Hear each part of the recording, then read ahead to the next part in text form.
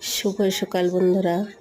দেখো এখানে আমার ভাইও আজ সকালে রান্না করছে খিচুড়ি।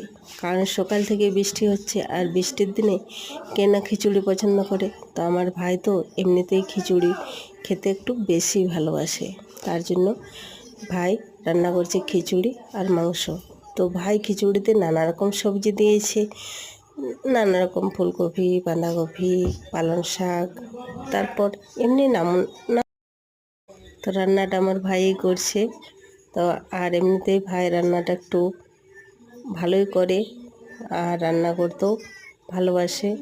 তার জন্য আমাদের ভাই স্ত্রী সমস্ত কিছু রেডি করে দিয়েছে, আর রান্নাটা করছে আমার ভাই।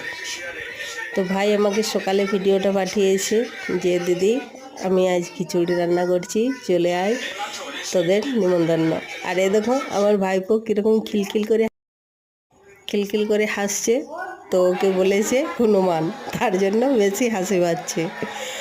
তো এরপর ভাইয়ের রান্না প্রায় হয়ে এসছে।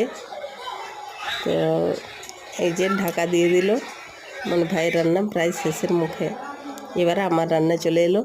এই যে আমার সমস্ত কিছু রেডি করে নিয়েছি, এক এক করে রেডি করছি, রেডি এখনও সম্পূর্ণ হয়নি।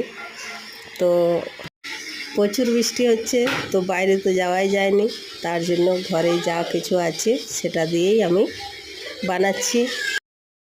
আর ভাইয়ের বাড়ির সামনেই বাজার হীরাপুর, আর আমাদের গোপালপুরের বাজার হচ্ছে রতনপুর। তো রতনপুর যাওয়ার মতো পরিস্থিতি নেই, সব সময় বৃষ্টি অঝরে পড়ে যাচ্ছে। তো বাড়িতে যা আছে সেই দিয়ে আমি রান্নাটা করছি। তো রান্নাটা এই দেখো আমি সমস্ত কিছু একটু আলাদাভাবে করছি। সমস্ত কিছু আগে কষে এক এক করে সিদ্ধ করে নিয়েছি, আর চালটাকেও কষে উনানে সিদ্ধ হতে দিয়ে দিয়েছি। মানে একটু জ্বালানিগুলো ভিজে গেছে, তার জন্য এটা আমি করেছি।